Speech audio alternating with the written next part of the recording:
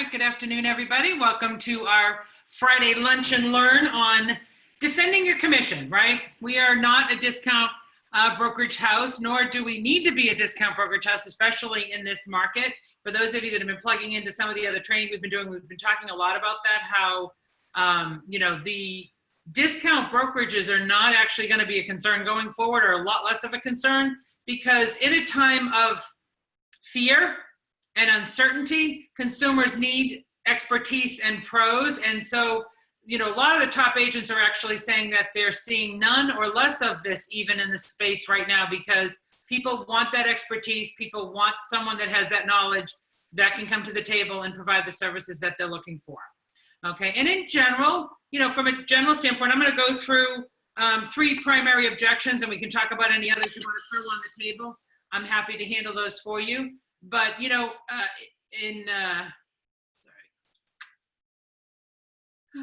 sometimes the click works and sometimes it doesn't. There we go.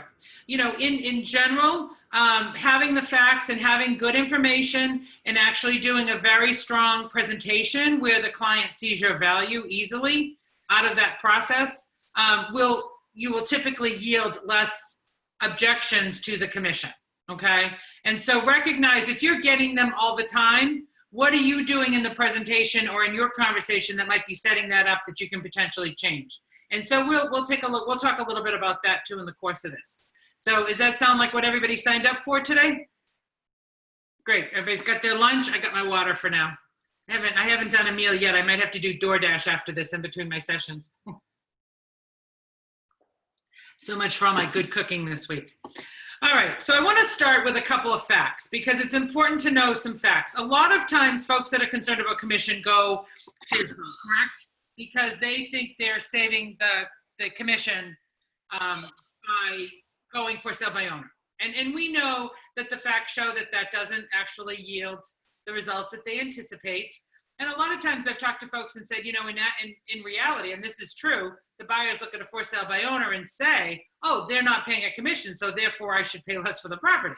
So everybody's looking to take that money off the transaction, which isn't really there. According to NAR, actually, homes that list with an agent sell for 26% more than homes that have tried to for sale by owner. So, it's actually even more than the commission.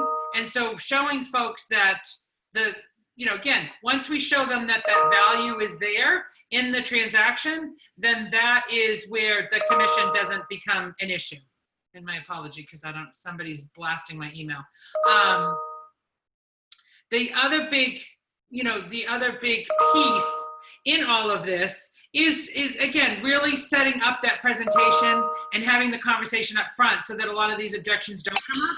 But I'm going to hopefully give you the information to better handle those objections. Does that make sense? And I'm sorry, but I'm being blasted by PR at the moment. It's driving me crazy. My email is typically fairly full, but for some reason in coronavirus world, probably because every marketer in the world is home, it like blows up. If I'm off my email for about an hour, I have about 100 emails. It's crazy, but anyway. And if I don't figure out how to sort that box really soon, I'm probably gonna jump off a bridge, but that's a weekend project, it looks like at this point. So let's talk about I wanna give you some statistics on the anatomy of people in general that are out there in the market, so you kind of know what you're looking at from a percentage point of the folks that you get in front of from a listing standpoint. So 15% of sellers, it's shown, will make a decision based on commission. They will be purely commission driven. And so you have to have really good conversations with them because they're going to constantly go back to that commission. And you're going to hear me say over and over in this session today, net. What is the consumer netting out of that deal? Because in the end, it doesn't matter what they pay if they don't net the most money, right? And so netting, what they net is where you're going to have to focus them so that if they don't focus on, is it 5% or is it 3%? They focus on what's the net in their pocket, because really it doesn't matter what you pay for commission if you walk away with less money and or you don't sell the house, right? None of that's going to matter. So 15% decide on commission based. And then there's actually 5 to 10% of the population will make a decision based on always wanting the best service. No matter what, they want the best service. There's not going to be any conversation around commission because their driving factor of focus will be best service. So that leaves 75 to 80% of the seller base, okay? 75 to 80% of the seller base will pay you the full commission if you can show them the value in hiring you and how you can help them, again, get the higher price and what we just talked about, the highest net on that deal.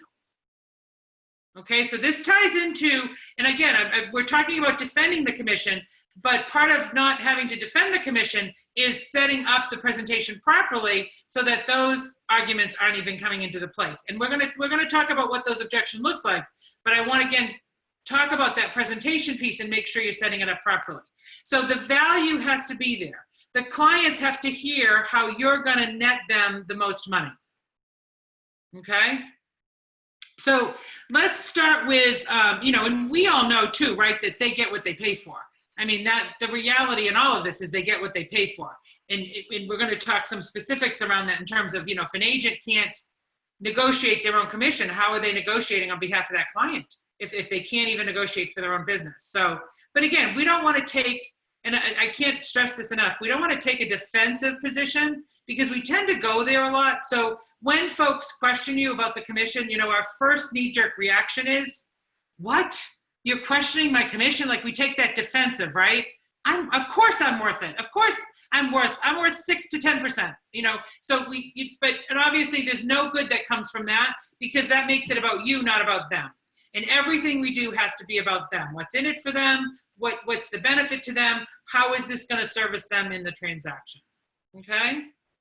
So I want to first go through, before I jump into some of the objection handlers, I'm going to go through 10 components. I found a great article that actually listed out some of this stuff. It's 10 things that kind of differentiate. This came actually from the Realtor Association, the Realtor Board. 10 things that differentiate you as a realtor or bring value to the table for those clients. One of them is that you have better info to assess their home's value. So the reality that, a home buyer or a home seller themselves could put the house on the market and potentially save that commission, but do they truly have access to all the information they need to properly assess what their home should be priced at? Those sold comps. Public records that show sold things that aren't on MLS, right? We have a lot of tools that we bring into play that they could potentially find because they're public record, but they would have a much harder time pulling that stuff together and making a fair assessment on their property. Number 2, where the traps and the issues lie in real estate. Where the traps and the issues lie in a real estate deal.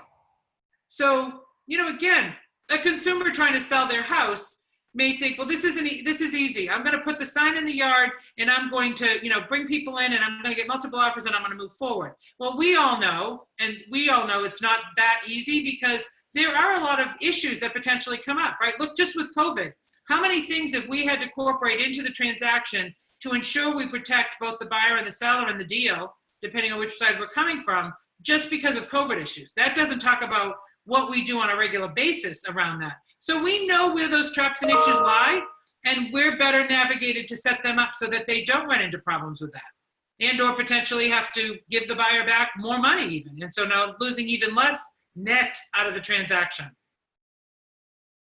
Number 3, you're a professional deal maker. This is what you do for a living. You put deals together, you solve the problems that come up through that, and you put and keep deals together. And it ties into this one and that one, but always, and again, you can't really address it with the homeowner this way, but we know when a homeowner is involved in the negotiation and in the transaction, they're emotionally involved, right? We become the voice of logic. We know how to put that deal together. We become the professional, the analyst, the one that can state the facts and help keep everybody calm and moving forward and keep everybody from not getting too, the minute the emotions come into play. We've all had deals, especially those of us that have been in the business for a while. I've had sellers that over $250 think they're going to walk away from an $800,000 deal. And I'm like, really, let's talk reality here, right? They need to sometimes be, as we say, talked off the ledge. And that's what we're really good at. Number 4, you're a trained negotiator to get the best money. Again, you're trained. You're a sales professional who's trained in negotiation, that understands the components of the negotiation, the psychology of that negotiation, to work to get them the most money. That's what you're really good at. Number 5 is one of my favorites. I swear I'm going to put this up in my office and a sign when I go back. Google search cannot replace your knowledge.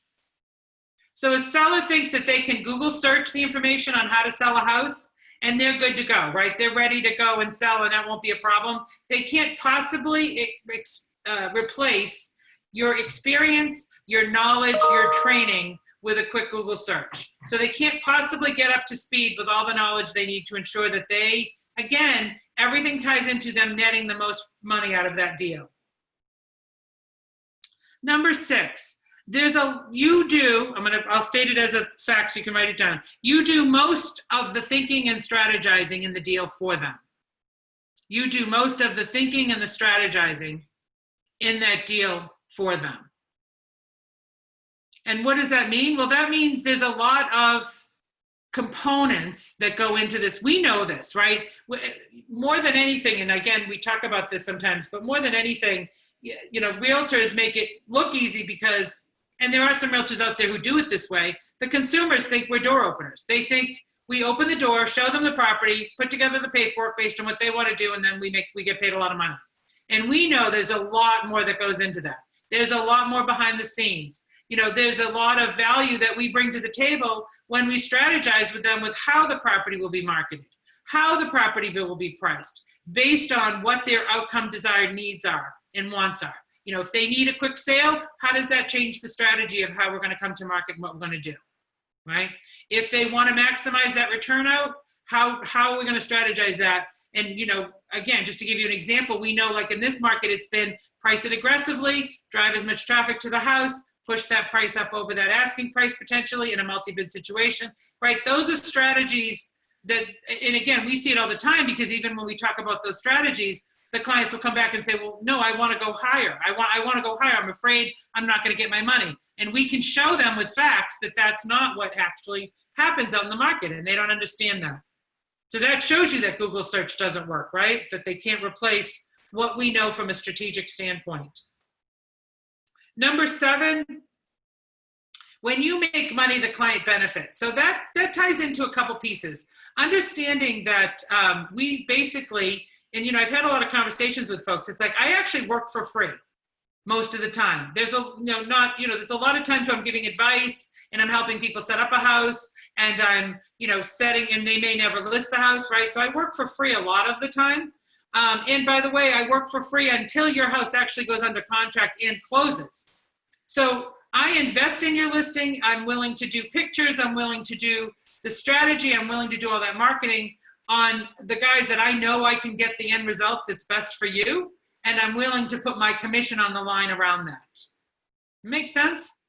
Right? I'm basically willing to say, I don't get paid until I do the job, and I do it well enough that you're willing to sign the paperwork, that you're willing to move. That's a pretty strong statement from a realtor side, to be willing to make that commitment. Number 8, properly and ethically trained. Right? We're trained professionals. We know how to get the property out there. We're educated on the market. My favorite one in this analysis, if somebody were to go down the rabbit hole with me on this piece is, I understand you have a little, you wanted to have a little surgery on your arm and take that little mole off or something that you had. And, you could save probably about $3,000 if you just go grab the kitchen knife and do it yourself. But you probably wouldn't do that, would you? You'd call a professional. And it's similar from the home standpoint, that where you think you might be saving a little bit of money, you're actually leaving money on the table. And that should, for most people, that's their most valuable asset that they have. So much like you wouldn't mess around with your health, we don't want you to mess around with your most valuable assets. Okay? We want to put those in the hands of a professional. Number 9, we have an eye and a bigger picture of the market and what sells. So this brings together a lot of pieces. This brings together your experience, what you've seen out in the market. This brings together your access to information through like MLS. This brings in your access to, we talked about this a little bit in one of the other trainings we did this week. The fact that we're doing so many team sales meetings where we talk about the market, and you're on trainings where there's 60 people, 75 people talking about the market and what's going on. That's that's information, a database and an asset to them, because they're getting information from a multitude of sources. Okay, so you have an eye and a bigger picture of the market and what sells. And number 10, you have the experience to share on the market and trends what isn't working. So again, your experience allows you to see and show the consumer stuff that they might believe to be working, like in the case where people say, well, I want to come on the market on the high end and try it, and then I'll drop the price, and that's okay, I'll get what I'm gonna get. Well, showing them that the reality of that is when we go too high, and we know this, and we can find the case studies for this easily.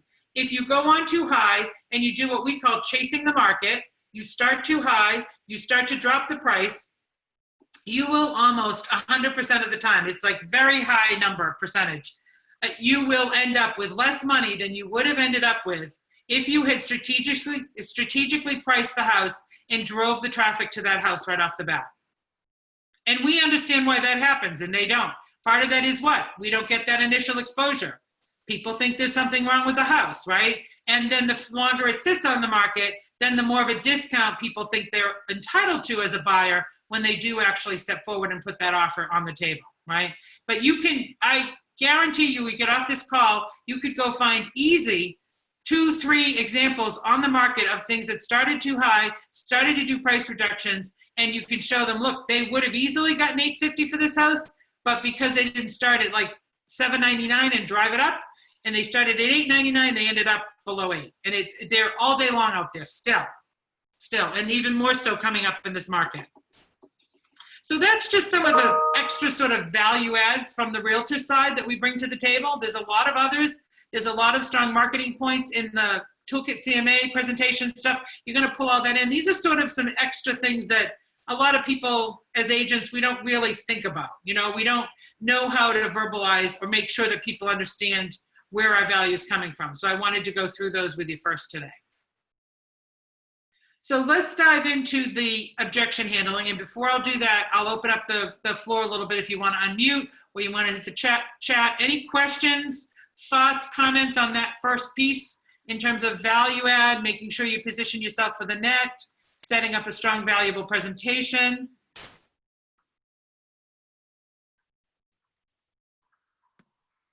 Hey, Paula. Yes. The number 2 was knowing where the traps are. And you mentioned the COVID stuff, but could you just maybe address a few of the other traps just to, I know what they are basically, but I'd like to just, if you could just spell out a few more, that'd be great.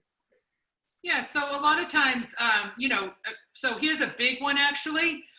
What about the contingencies in an offer, right? The fact that an offer isn't just all about price, but it's about contingencies and being able to really identify to that seller, well, what do those contingencies mean? What is the risk that you're taking in a deal based on the contingencies that are in that offer?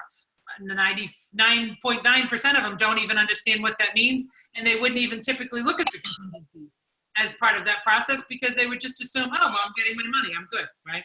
That's a big one. Then a lot of other things in terms of setting expectations of some of the stuff they have to do, like the smoke certificates, the septic potentially. Again, someone who doesn't know about the Title V and hasn't done their research and throws it on the market and then realizes they have a failed septic has exposed themselves to a lot more money and a lot more risk than if they had a good conversation about that right up front. Those are just a couple of examples that come to mind right off the bat. Okay. Perfect. Thank you.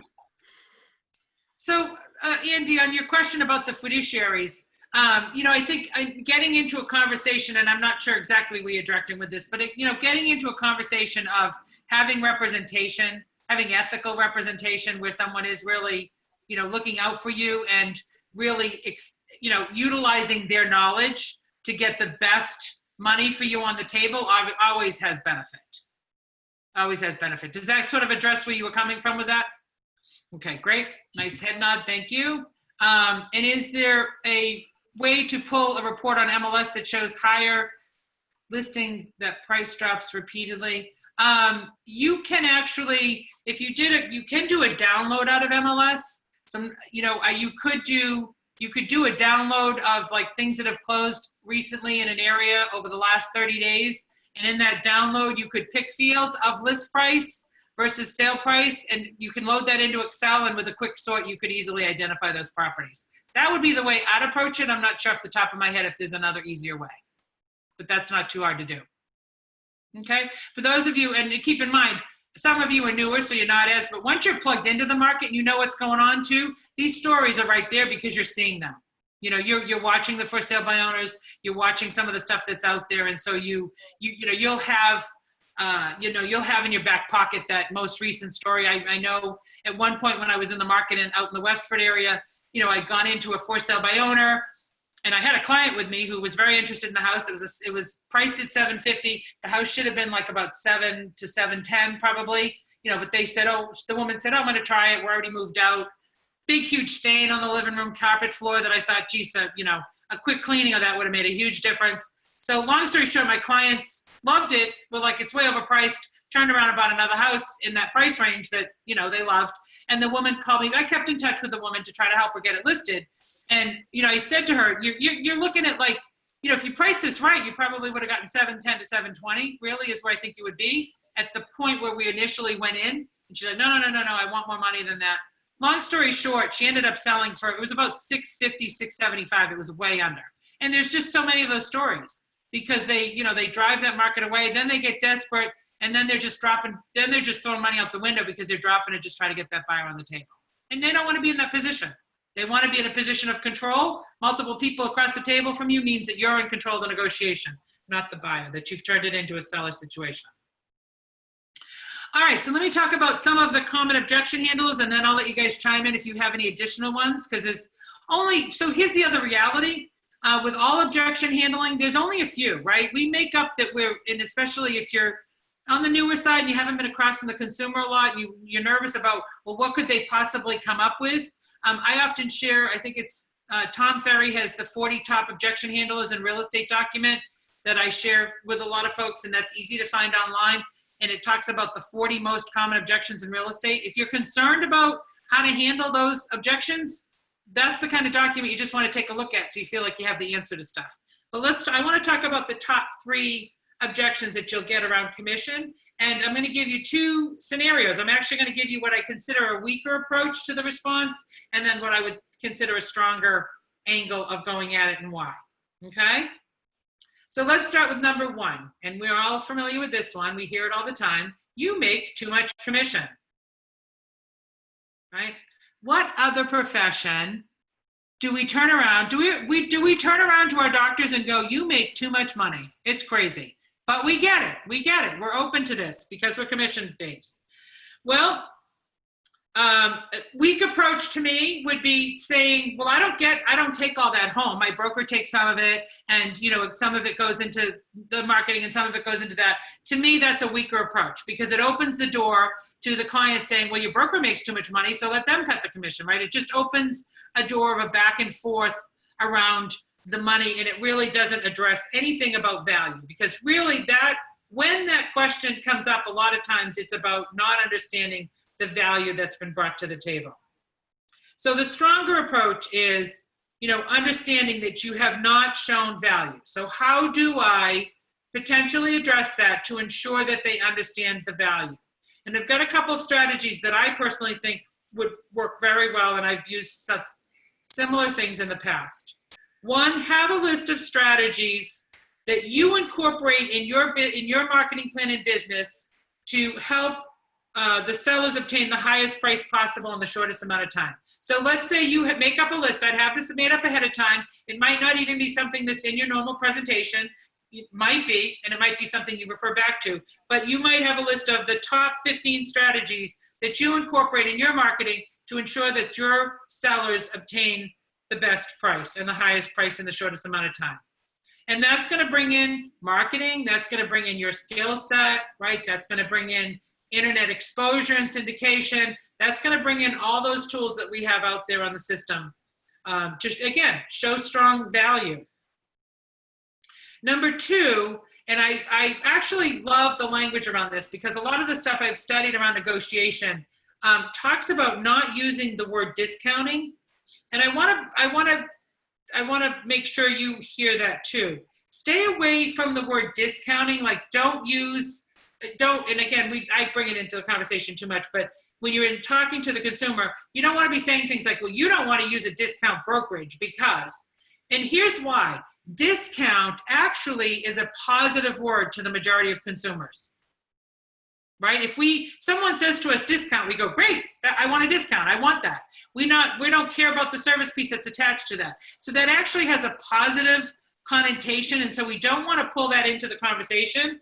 But what we can do is use a difference of terms and use premium versus limited. Premium versus limited. So you have a premium marketing plan, and that's how your material is outlined, as a premium marketing plan. So when the conversation comes up about discount, you can walk back in and talk about how you provide the maximum exposure and traffic, again, to ensure that they, as the consumer, get the highest net price out of that property, right? Because you have that premium plan put in place. Now, and again, this to me is a great, because it's not defensive. If you, Mr. and Mrs. Seller, would prefer a limited marketing plan, I'm happy to refer you to an agent that offers that kind of service. I'm sorry, but that's like a friggin' mic drop right there, right? Is that not like a boom moment and walk away? I mean, I love that. I'm happy to refer you to someone that would offer a limited service. Okay? Now, do you like that one? Do you like that objection and that handling? It's a good one, right? And I want to go back because one thing I wanted to start this all with, and I didn't, many times before we even get into the second objection, many times you are going to be sitting at that table and you're going to get that question, well, will you do that for less? Or will you do that for 4%?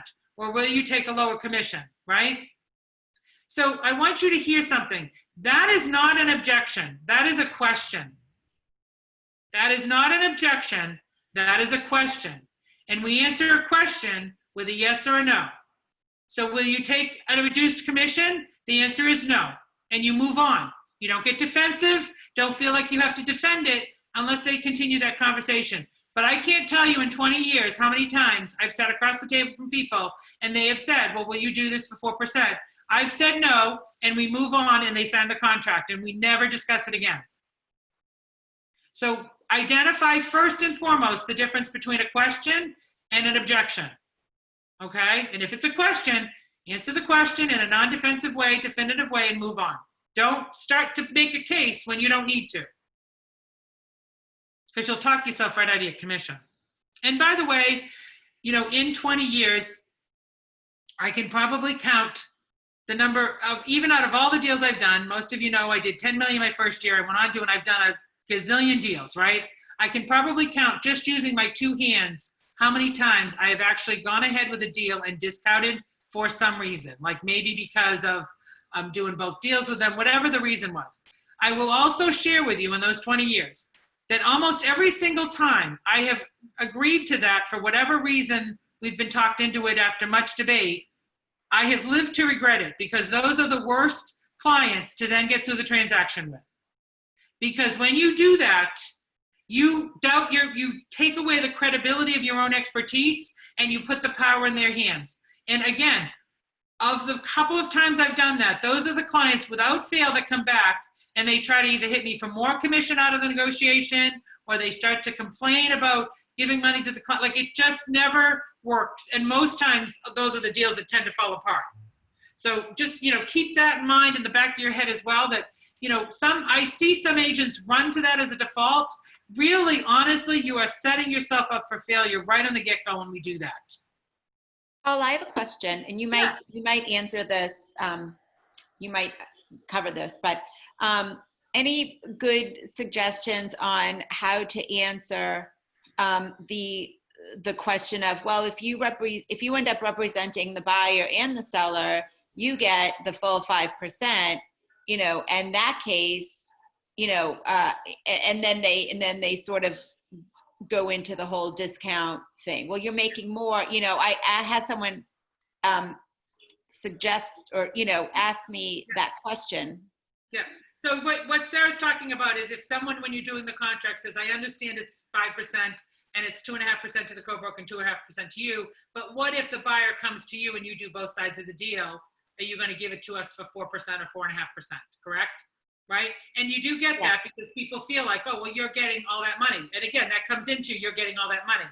So explaining really how, first of all, I would start with, and again, primary focus. In the end, my concern and focus is really to net you the most money in your pocket, okay? And so the difference between what I make in that deal, honestly, first of all, I don't do that because there's the same amount of work, if not more work for me, as if I had come in on both sides of the deal when I do that. Because I am representing you in the transaction, and I have to make sure I have your fiduciary duty in place while keeping the buyer on the table and having them move forward in the transaction, right? But in the end, it is what you net in the deal. And so I love when I have that opportunity because I do actually get an opportunity to negotiate with both sides and hopefully make that deal a little bit easier for both of you and set it up as a win-win. Whereas sometimes I have to sit across from the table from someone that has no negotiating experience, no real estate experience, and still try to keep that deal together for you. So no, I don't offer that. Okay. Yep. Perfect. Thank you. Yeah. And again, I hate when I see, I've got some, there's experienced agents out there that just go there as a default. I swear it's giving money away. They'll throw it on the table and the client won't even ask. That's nuts. Because the reality is you take on more risk and liability and you end up doing a lot more work. So there's no reason why you shouldn't be paid for both sides of that transaction. Paula, I knocked on a FISBO house before, and the guy was pretty cut off. Like, if you have a buyer, I'll give you the 2.5, but he just didn't want to list with anyone, period. Yeah. How do you go with that one? So that one, and again, that's more on the FISBO objection side, but we can address that real quickly because, so here's the piece. I love this with the FISBO. So they've already agreed to 2.5%, right? Yes. So what's my gap in the negotiation with them right now? What's my gap? To get his side. The gap is 2.5%. So what's the gap look like? The gap is, the gap of where the seller is and where I want to be is 2.5%. Yes. Right? Because he's already committed to 2.5%. So my gap is 2.5% that I need to try to get him to. And so that I would actually address the conversation that way, not as coming at the 5%. But first of all, let me just outline for you some of these facts. Like that NAR says that, for sale by owners end up with 26% less on the sale price. And that's historically shown with the data that a for sale by owner is going to end up with at least, 26%. And if not, at least 5 to 10%, because most of the buyers coming to the table are going to look to negotiate that right off the top, just so you know. But let me ask you another question. If I was able to give you a premium marketing plan and the exposure that your property really needed to net the highest price, which by the way, I don't think your plan of just, of the for sale by owner is really going to do that for you, because the more people that I expose the property to, the higher the probability that we're going to get where you need to be for price or more, right? So in the end, if I can net you more money, even with me taking that additional 2.5%, isn't that worth it for you moving forward? And by the way, I'm going to do all the work. You're not going to have to do all the work. True. Okay? Good one. Okay, objection number 2. We are in a financial fix.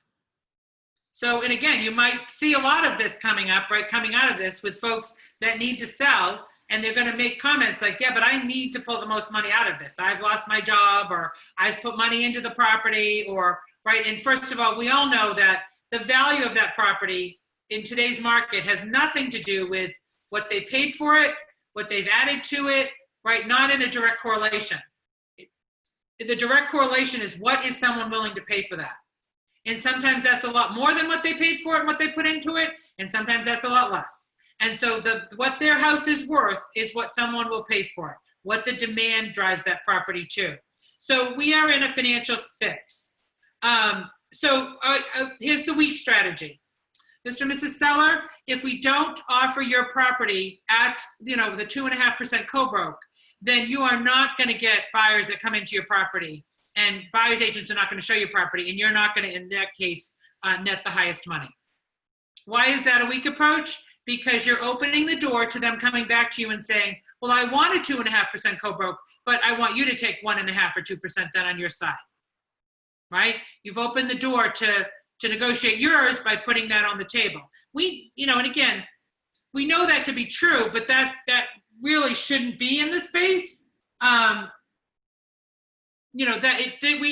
Everything we do, as opposed to coming from defensive, should be coming from value. What do we do? How are we different? How do we ensure that you get the most money? Everything gets based in that, then we're having a really good conversation with that client. So what's the best approach? Well, the best approach is actually letting the seller get to their own conclusion instead of telling them that, in fact, the best way for them to net the most money out of this is to do the full marketing, do the premium marketing, and get that best exposure so that they will, in fact, net the most. Now, how do you do that? I would pull, again, data from MLS. And again, I think when you do this, it's fairly easy to come up with a report to do this, and look at the expireds. Look at the stuff that didn't sell on the market. You're going to see a very high percentage, and especially coming out of these last 6 months, because they're going to start to go away. You're going to see discount brokerages out there. You're going to see the 1%. You're going to see the 2% co-brokes. You can assume that these folks are taking, much less, 3%, 4%, and show them that they're expired. So Mr. and Mrs. Seller, really in the end, it doesn't matter whether you pay 3% or 5%. If you don't sell the property and net the most money out of this property, then you haven't gotten to the point where you need to be to get more financially stable. And so doesn't that make the more sense to make sure we net the most money for you than to worry about, the pieces of the commission that might make the difference? Because in the end, you're not going to net the most you need out of that transaction. Okay? So use the data to show them the facts that, in fact, that's not going to get them where they need to be. Because you will see a pattern there. The other piece is remind them that, you are, again, I'm going to go back to some things because they apply in multiple situations, but remind them that you are, in fact, showing up with a premium marketing plan. You are investing money out of your own budget in terms of, photos, Matterport tours, floor plans, any of the things that you're doing to get the maximum exposure. The company potentially is investing in them, in magazine ads and things, and we're not collecting a commission or a dime until we've put together an acceptable deal for them that actually even gets to the closing table. And where else do you get to have that kind of service and not put any money up front, or know that you're going to have to pay money in the end regardless? Okay? Objection number 2. We good with that? Let's go into number 3 that I have on my list, and then we'll open it up and see what else you have to throw. Objection number 3.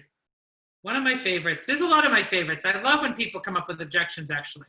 And I think you have to approach listing presentations that way, because that keeps you out of the defensive. You have to be ready for them. You have to handle them calmly and confidently, and then really they don't become a problem.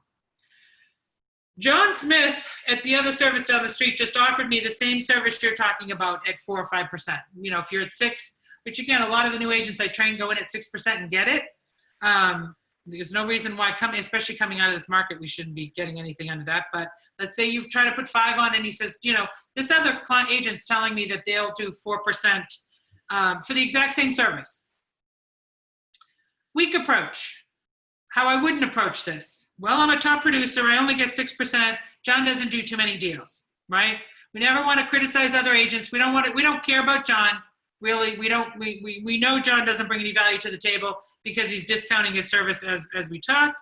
And obviously there's a marketing piece that's not being involved, not being executed there typically. So, we understand that it's, they're not getting a lot of pieces and the consumers don't understand that, but don't criticize the other agents. And really the seller, does a seller, and this is a point I want to make for everybody because we've got some top producers in the room as well. Does a seller really care what your production is? No, they don't. Helen's shaking her head no, because she knows. They don't really care. Because some of us like to run around when we were good at this business, when I was good at the business, well, I do this, so they'll just pay me. Yeah, well, and that only buys you so much. What people care about is what's in it for them, right? Always go back to the consumer and what's in it for them. What are you doing that makes their world better, gets them to where they want to be, makes the transaction that much easier, nets them the most money, right? Those are all things they're concerned about. So the fact that you have, vendor connections and you have, how you help them through the transaction, your premium marketing, all of that piece plays into that, right? That they typically are not getting and won't get typically with someone that can do that. So the best approach, and again, this isn't about, well, let me give you a little tip. So there is a secret to negotiations. There's a very big secret to negotiations when you read a lot of negotiation books and training and do stuff like that, which I've done over the years. And the key line here is the person asking questions is the one who's controlling the negotiation. The person asking the questions is the one that's actually controlling the negotiation. So here's my suggestion for you on number 3. Ask a powerful closing question. And I'll give you the script slowly so you can write it down. And then maybe I can even type it in the chat if we need to.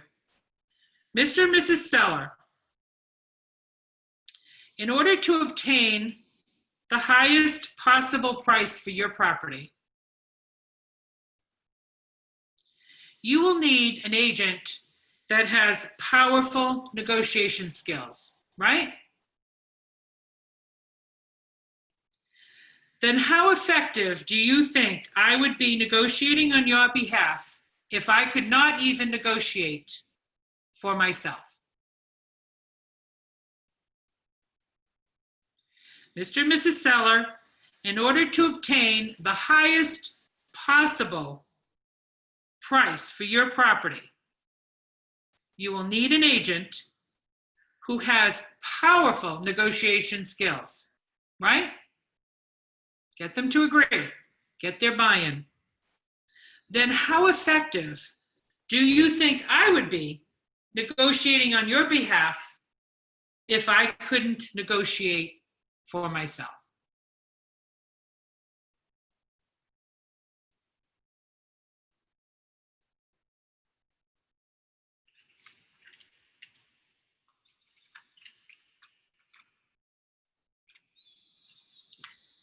So my advice is if you don't want to come up with a whole bunch of objections, or if you're seeing a lot of objections over and over again, take a step back and look at your listing presentation and look at the value.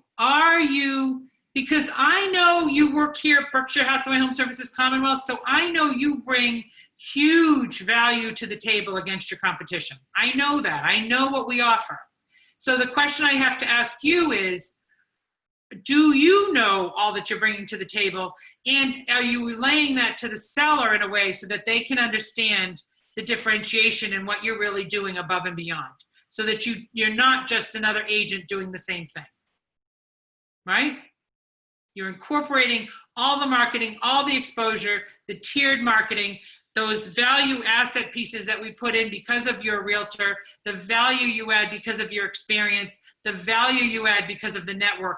Are we properly relaying that in the listing presentation and asking good questions as we go through that whole proposal with them to make them understand the expertise and the value we bring to the table so that they don't even question that commission in the end?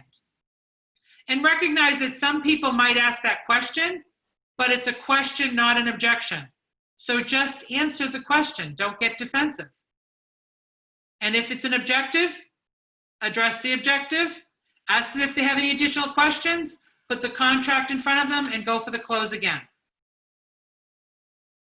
Right? Now I want to add one last piece, and then I'll open this up even for more questions or other objections that you might want to come up with. The contract to close, because again, we're talking about sort of the end of the transaction, right? And you want to be, any good listing proposal presentation that you're doing, you want to continually be doing what I call the trial close. You want to be asking for that contract whenever you see that open indication. Don't think you have to sit there and talk for an hour all the time to get that contract. When you see signs that they're on board and they're buying in with you talking about them being their agent, pull that contract out and have it signed and then continue on. I see so many people talk themselves out of the contract because they keep presenting when the client's there and done. So pull the contract out and then step back and say, if you haven't done it, say, okay, let's talk about what pricing strategy we want to use then when I list your house. But get the contract signed at any point in that transaction when they're ready to do that, okay?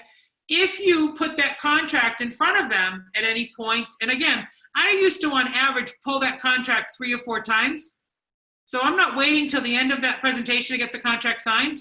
I would have that contract next to me and I would put it in front of them multiple times. And if they're not ready to sign, then I know I have more work to do, right?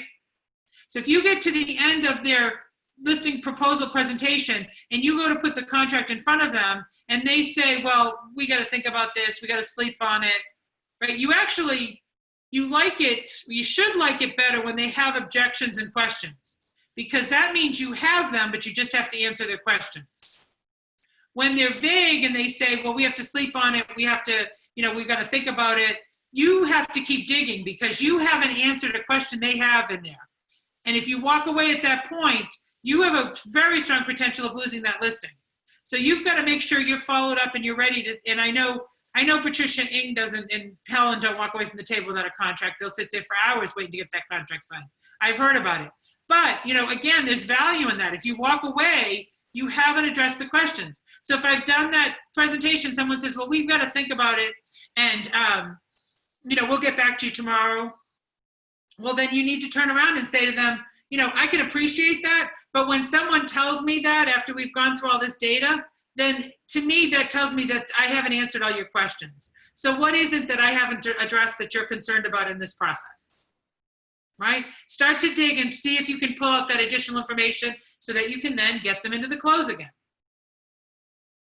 Right? Because again, any of those objections have to do with unanswered questions. And I'll throw my other favorite objection in here is, well, we have 2 other appointments with other agents now to evaluate. We loved you. We think this is great. We can see listing with you, but we want to keep those other 2 appointments.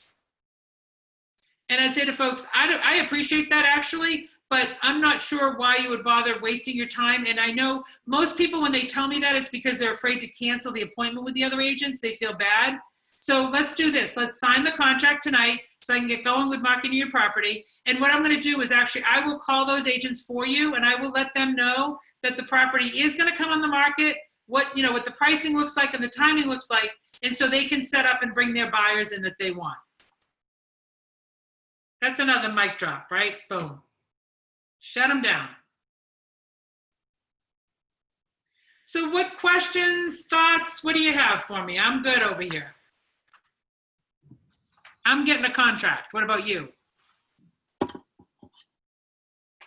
Other objections that you can think of that you've come across or that you're afraid of?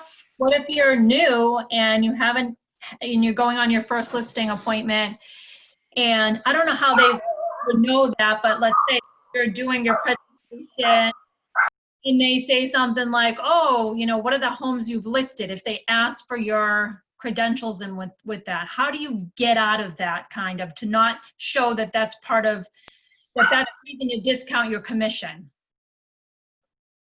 I got that one. Hold on one second. I don't have a mute button for the dog. Does anybody have that? I need a mute button for the dog. Thank you. Great job protecting me. Great job. You did an awesome job. Thank you. Okay. All right. I love that one. Who was that, Debbie, right? Yeah. I love that one, Debbie, because I'm training new agents all the time. Here's, my dog's making everybody else's dog bark. Sorry about that. The delivery man is what's making my dog bark. Here's what I always tell new agents, okay? Anticipate that potentially coming up. You're obviously not going to point that out. And if you really do go in with a strong presentation, that won't come up. Okay. But anticipate that question so you have the data to address that. And the way you address that is at a bigger picture. Because you don't have the sales, right? You talk about what your office and what the company does. Because you're part of a bigger team, right? You're part of a bigger team.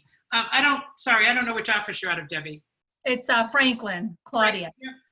So Claudia, you're part of, you have, by the way, you're a team member with Claudia, who helps you, like if they're concerned about, well, do you really know what you're bringing in? Say, look, I work with Claudia, is part of my team. She brings to the table X amount of experience. Plus, I also work with 600 other agents that are going to work to get this property sold. And here's the data on our company. Okay? That's great. Yeah, no, that would do it, I think. Right? Yeah, it doesn't. It doesn't. Take that off the table. And again, the more confident you go in with, Right. and the more value you bring to the table, the less chance of that. What happens sometimes is somebody knows us, so they know we're new or whatever, and they might ask that. But again, if you come in with that strong presentation, that should curtail it. But that's the answer if for some reason it still comes up. Okay. Great. Thanks. No. And Patricia's talking about sometimes the sellers will bring up the commission and she just keeps talking and they forget about it and sign the contract. So another strategy. Another strategy. I mean, I have, not that long ago, I sat across the table from very good friends who, they brought me in. I wasn't up against any competition. I knew that, which doesn't matter whether you are or not. And we went through what we would do for the marketing, how we do the pricing, telling them all the things I add in for them, what I would do, and put the contract in front of him. The guy goes, well, I'm hearing that I can do this for 4%. Will you take it for 4%? I said, no. So he said, well, I don't know that we want to list it if we don't get 4%. And I didn't even actually, at that point, they knew me and knew what I did. So I just went, well, if that's really what you're looking for, if you're looking for that limited marketing plan, that's not what I do. So, I'm not looking to take those kind of listings. So if that doesn't work for you, fine. The wife turned over the husband, smacked him on the arm and said, sign the friggin' contract, you moron. Because at that point it was already clear, I'm going to make them the most money. Like there's, some people just want to think they're getting a bargain. Some people ask at everything if they can get a deal. And when you say no, they go, oh, okay. And they sign the contract, right? Don't run into defensive mode automatically. There's no reason to do that. Paula, if I could just chime in, and some people say, I'm not a discount brokerage and your property's not a discount property. There you go. Again, the discount word, I'd be a little careful using the discount word because of that positive connotation. But yeah, I mean, again, it's about them, getting them what they need, getting them, and again, if you have to keep reiterating that in the presentation, Mr. and Mrs. Seller, I'm here to get you the most money for your property and actually get to the closing table. And so my skills are going to get you all the way through that process, from marketing, negotiating in the offer, and then keeping that deal together so that we make sure we get to that closing table and you get that check.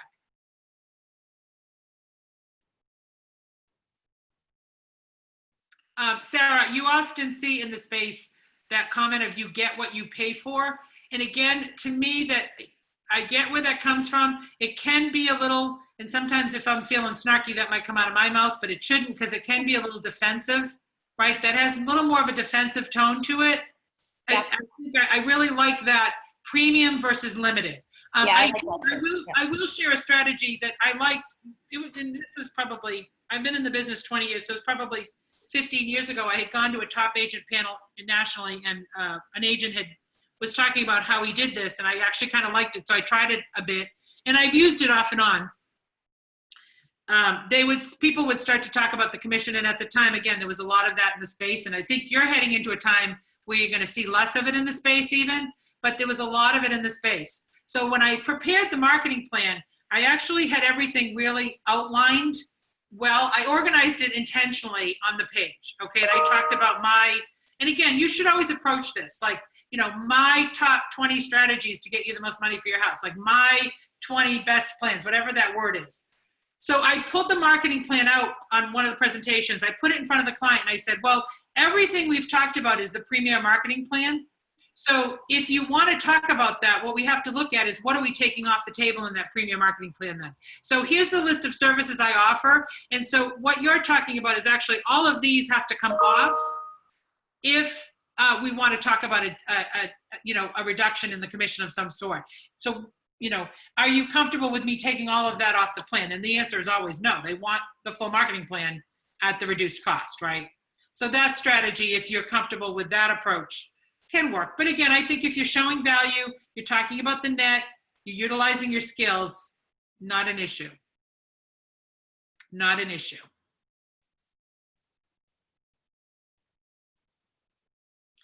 Other good questions, thoughts? Please provide a list of the items in the full marketing plan. If you look in Toolkit CMA, there's a lot in there. And I've got some materials I can share. I've got a couple of versions of it. I mean, a lot of agents will produce that themselves with a combination of Toolkit CMA and then what they individually bring. But I will find a couple and share a few of those that I've had over time. My eyes aren't good enough for that, Andy, sorry. The eyes aren't good enough for that, but there's all kinds of stuff out there. You know, this is something from Alan and Dalton, and it's the step-by-step proposal at the now virtual home marketing system step-by-step proposal. But I have to tell you, I've gone through this, I've looked at it, and I've listened to the stuff that they've had a couple of times, and it's difficult for me to really look. It's home sellers insights, strategic online photo opportunity. It sounds like, yeah, you gotta turn that into stuff that makes very distinctive to me is my point. It just like, well, okay, there's this kind of amorphous, yeah, we're going to get it on the internet, we're going to get it in our network, and we're going to be actively searching for people who are profiled to look at the type of property that you have on the market. All that stuff sounds good. It would be nice to like have a list of, because I like the idea of premium and limiteds too. I don't like discount or. So again, I'm going to go back to recommending that as an agent, you develop your own because everybody brings different things to the table. Use a compilation of that, and be careful. So here's the other piece I just want to stress. Be careful with the assumptions that, well, everybody's telling them that they're doing photographs and everybody's telling them that they're doing, virtual tours. And first of all, they're not all doing that. And you want to demonstrate the quality of photos and the quality of tours that you bring in, that it's not just iPhone photos, right? So, you know, going through and making that plan, the components of the plan that I want to make sure you pull in, are, you know, what do you bring to the table? What does the company bring to the table, Commonwealth? What does the National BHHS bring to the table? And so when you start to dive into those pieces and make that list that makes sense to you, that you can talk to, and again, I'll get you some samples of stuff that some agents will do that will help you build that. But that is an area, as an agent, I feel like you should have a grasp on and feel really comfortable and embedded in that's your document, because that's one of the things you're going to have to speak to. Because marketing strategy and pricing strategy, those are the two big conversations we're having with the seller across the table. Great.